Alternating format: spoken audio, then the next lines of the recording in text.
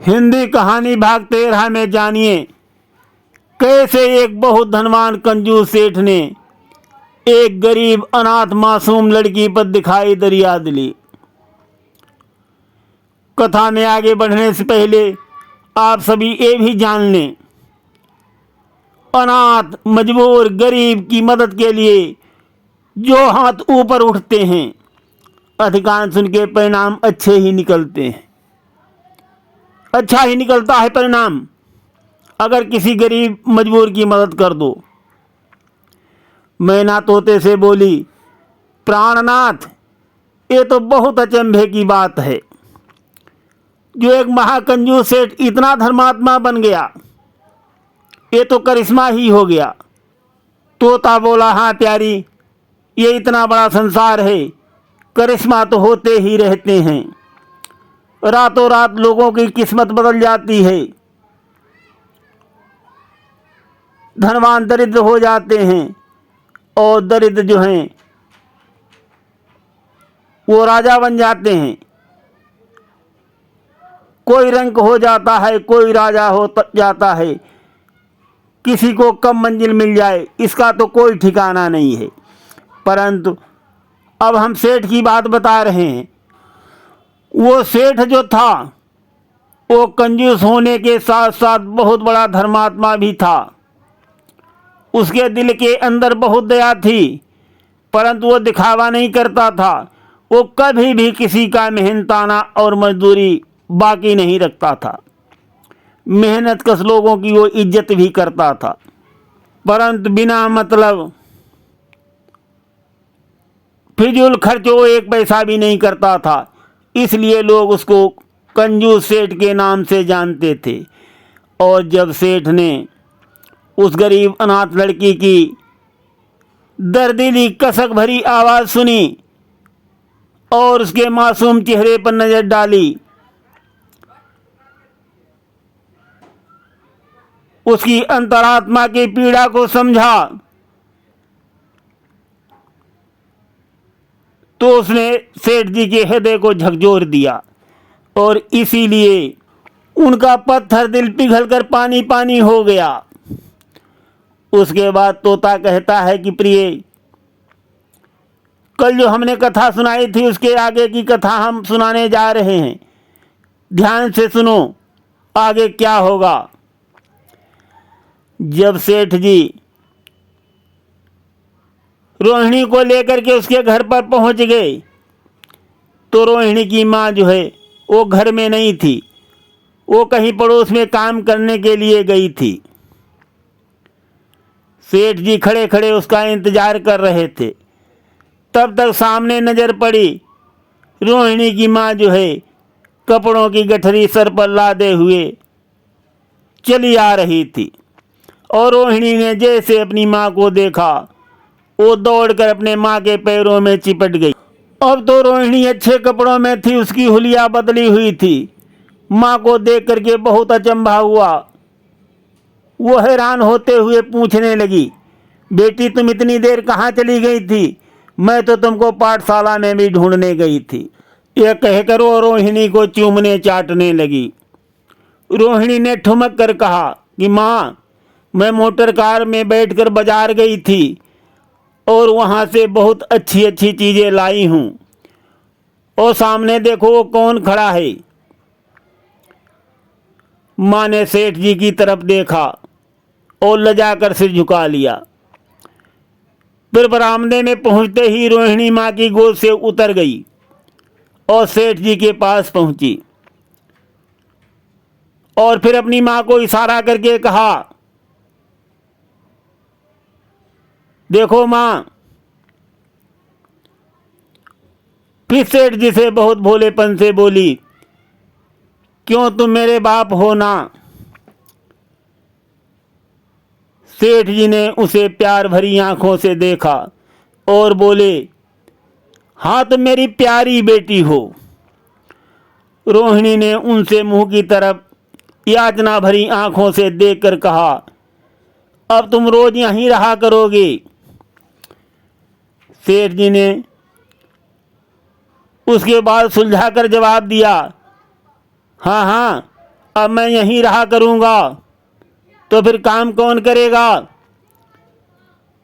फिर इसको समझाते हुए कहा कि बेटी, मैं कभी कभी तुम्हें देखने आया करूँगा, लेकिन वहाँ से तुम्हारे लिए मैं बहुत अच्छी अच्छी चीज़ें भेजता रहूँगा।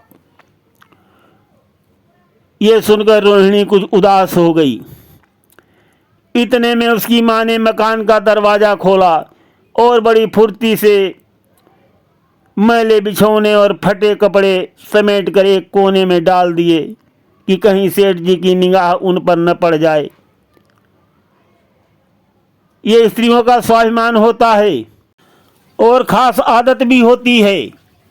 अगर कोई मेहमान आ जाए तो स्त्री फौरन यही सब पहले देखती है कि कहीं कोई चीज़ इधर उधर अनटाइडी तो नहीं रखी है, और फिर वो चीज़ जो है सुरक्षित स्थान पर बहुत जल्दी से रख देती है।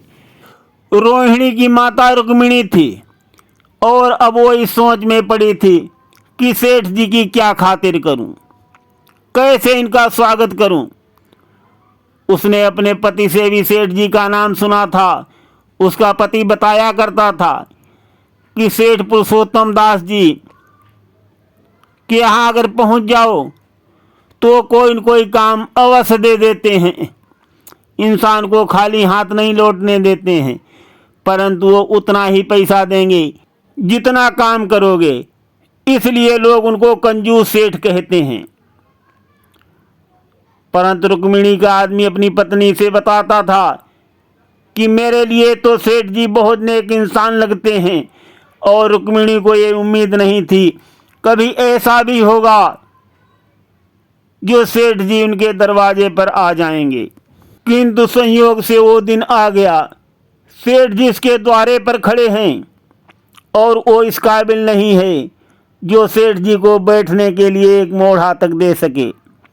घर में पान और इलायची भी नहीं है जो सेठ जी का स्वागत ही किया जा सके। रुक्मिणी अपने आंसुओं को रोक नहीं पाई और वो अपना मुंह ढके हुए, सिर झुकाए हुए सेठ जी के सामने मूरत की भांति खड़ी रही। अंधेरा होने लगा। गुरुद्वारे की घंटी बजने लगी, तेज तेज आवाज़ें आने लगीं। तब सेठ जी बोले, भाई जी, अब मैं जा रहा हूँ।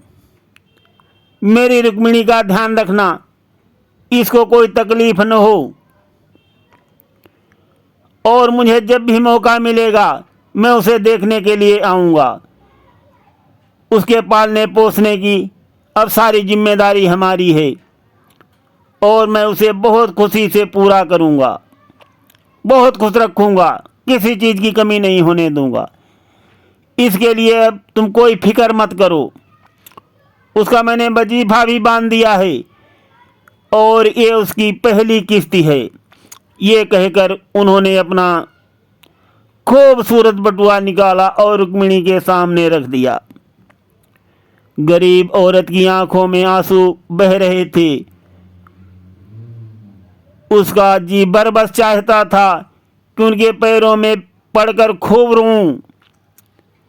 आज बहुत दिनों के बाद एक सच्चे हमदर्द की आवाज़ सुनाई दी है। रुक्मिणी ने सेठ जी का बटुआ वापस करने के लिए प्रार्थना की।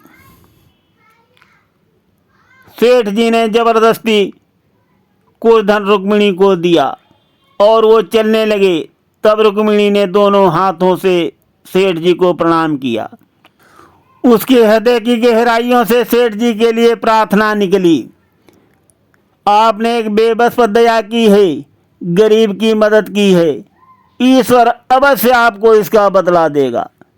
साथियों, अगर हम कभी भी किसी गरीब की मदद कर देते हैं तो हमें इसी प्रकार से गहराइयों से दुआएं देता है। ये बात सिद्ध है। और अब दूसरे दिन क्या हुआ, रोहिणी जो है बन ठन करके पाठशाला में गई तो वहाँ के शिक्षकों ने उसे देखा तो बारी बारी से उसे प्यार किया, पुचकारा, और उसकी सहेलियाँ जो थीं वो आश्चर्य से उसे देख रही थी और उसकी चीज़ें देखने के लिए ललचा रही थी। अच्छे कपड़ों से कुछ स्वाभिमान का अनुभव भी रोहिणी को हो रहा था। आज वो गरीब लड़की नहीं रही जैसे पहले हुआ करती थी। उसके व्यवहार में भी परिवर्तन आ गया था। उसकी मासूमियत और चंचलता लोगों को बहुत पसंद आ रही थी। वो बोले जा रही थी। कभी वो मोटर कार की जिक्र करती कि जब मैं मोटर कार में बैठी तो इतनी तेज़ से चली गाड़ी। कभी वो बाज़ार में चीज़ों की बात करती, वहाँ अच्छी चीज़ें मिलती हैं, वहाँ उतनी अच्छी चीज़ें नहीं मिलती। कभी अपना ये खिलौना दिखाती, कभी वो दिखाती, कभी अपनी गुड़िया की चर्चा करती और कभी अपने बाप के प्यार की दास्तान सुनाती लोगों को। सब लोग उसकी बातों को सुनकर खुश हो रहे थे। और तब तक 1 महीना गुजरा। सेठ जी ने फिर से उसके लिए कपड़े और तोहफे और पैसा भेज दिया। अम्मा जो है रोज़ रोहिणी को लेकर के उसकी पाठशाला में आती और जब तक रोहिणी पढ़ती रहती माँ भी बाहर बैठ कर के पढ़ा करती थी। अब उसको हर काम से छुट्टी मिल गई। कहीं बाहर भी काम पर नहीं जाना पड़ता था क्योंकि सारा खर्चा जो है वो सेठ जी भेज दिया करते थे। तो दोनों माँ बेटियाँ बहुत आराम से रहने लगीं। इसी तरह कई साल गुजर गए और रोहिणी ने जवानी में कदम रखा। रोहिणी अपनी पाठशाला में सुंदरता की नाक थी। वो सबसे सुंदर थी, उसके समान कोई सुंदर नहीं था। और जब बचपन की भोली भाली अदाओं में एक खास मतलब ये भी होता है, इरादों का दखल हो ही जाता है। रोहिणी बहुत होनहार लड़की थी। उसके हाव भाव में आकर्षक गंभीरता, बातों में गीत का सा खिंचाव और गीत का सा आत्मिक रस था। कपड़ों में रंगीन सादगी, आँखों में लाज और संकोच, विचारों में पवित्रता। वो जवान थी मगर घमंड और बनावट और चंचलता से मुक्त थी। उसमें एकाग्रता थी जो ऊंचे इरादों से पैदा होती है। नारी उत्कर्ष की मंजिलें वो धीरे धीरे हासिल करती चली गई। और उधर क्या हुआ, सेठ जी के बड़े बेटे नरोत्तम दास जी कई सालों तक अमेरिका और जर्मनी में इंजीनियरिंग की पढ़ाई करते रहे। वो भी बहुत होनहार थे और पढ़ाई करके जब वापस आए, अमेरिका के सबसे प्रतिष्ठित कॉलेज में उन्हें सम्मान का पद प्राप्त हुआ। अमेरिका के अखबार एक हिंदुस्तानी नौजवान की इस शानदार कामयाबी पर चकित थे और उनका स्वागत करने के लिए बम्बई में एक जलसा समारोह का आयोजन किया। इस उत्सव में शरीक होने के लिए लोग दूर दूर से आए थे। उस समारोह में सरस्वती पाठशाला को भी आमंत्रित किया गया और रोहिणी को सेठानी जी ने स्पेशल निमंत्रण भेजा था। पाठशाला में हफ्तों तैयारियां होती रही। रोहिणी को एक पल भी चैन नहीं था। ये उसका पहला मौका था कहीं बाहर जाने का, इसलिए उसने बहुत अच्छे अच्छे कपड़े बनवाए। उन सुंदर कपड़ों ने उसकी सुंदरता में भी 4 चांद लगा दिए और वो समारोह में भाग लेने के लिए बम्बई को रवाना हो गई। सेठानी कौशल्या देवी उसे लेने के लिए रेलवे स्टेशन पर स्वयं आई। रोहिणी गाड़ी से जैसे उतरी और उनके पैरों में पड़ने के लिए झुकी, उन्होंने रोहिणी को छाती से लगा लिया और इस तरह प्यार किया जैसे वो उनकी बेटी हो, खुद की बेटी। और वो रोहिणी को बार बार देखती थी और आंखों से गर्व और प्रेम टपक रहा था उनकी। और इस समारोह के लिए ठीक समुद्र के किनारे एक हरे भरे सुहाने मैदान को चुना गया था। उसमें लंबा चौड़ा सामियाना लगाया गया। एक तरफ आदमियों का समुद्र उमड़ रहा था, दूसरी तरफ समुद्र की लहरें उमड़ रही थी। समारोह में उपस्थित लोगों को जब रोहिणी बाई के आने की खबर लगी तो उसे देखने के लिए भीड़ लग गई। हजारों आदमी खड़े हो गए। कहने लगे, यही वो लड़की है जिसने इस साल शास्त्री की परीक्षा पास की है, इसके दर्शन करना चाहिए। आज भी देश में ऐसे स्त्रियों के रत्न मौजूद हैं। और ये कह कर के वहाँ के सारे लोग उसके सौंदर्य और उसके गुणों की चर्चा करने लगे। सेठ पुरुषोत्तम दास जी भी वहाँ आए और उसके बाद तो जो हुआ, स्थिति को संभालना मुश्किल हो गया। लोगों को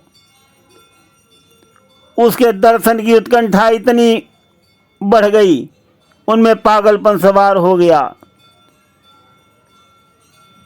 लोग कुर्सियों की कतारों से हट हट कर भीड़ जुटाने लगे। चारों तरफ भगदड़ जैसी मच गई। कोई कुर्सियों पे खड़ा होकर के दर्शन करने की कोशिश कर रहा था, कोई कतारों से भाग करके। कई मिनट तक यही तूफान जैसा मचा रहा। बहुत सी कुर्सियां टूट गईं, बहुत सी कुर्सियां उलट गईं, कोई किसी के ऊपर गिरा, कोई नीचे दब गया। यहाँ तक कुछ लोगों में धौल धप्पा भी होने लगा। उसके बाद एक बीन की सुहानी आवाज़ बजी। रोहिणी ने अपनी मंडली के साथ देश प्रेम में डूबा हुआ एक सुंदर गीत शुरू किया। सारे उपस्थित लोग बिल्कुल शांत हो गए और उस समय वो सुरीला राग उसकी कोमलता और स्वच्छता को और भी प्रभावी बना रहा था। मधुरता और उत्साह भरी उसकी वाणी लोगों के दिलों में नशा जैसा उत्पन्न कर रही थी। प्रेम की लहरें उठ रही थी, जो दिल से बुराइयों को मिटाता है और जिंदगी में हमेशा याद रहने वाली यादगारें पैदा कर देता है। वही गीत द्वंद वो गाने लगी तो चारों तरफ से तारी भरी आवाज़ें आईं और वही ताने जो हैं पूरे समुद्र के किनारे गूंजने लगी। गाने के बाद बहुत सी संस्थाओं की तरफ से अभिनंदन पेश हुए और तब नरोत्तम दास जी लोगों को धन्यवाद देने के लिए खड़े हुए। लेकिन उनके भाषण में वहाँ उपस्थित लोगों को आनंद नहीं आया। उनका दिल और दिमाग तो रोहिणी के गीतों में खो गया था। नरोत्तम दास जी सब लोगों को धन्यवाद करते हुए कुछ शब्द बोल करके ही बैठ गए। आगे की कथा हम भाग 14 में सुनाएंगे। सुनते रहिए। धन्यवाद।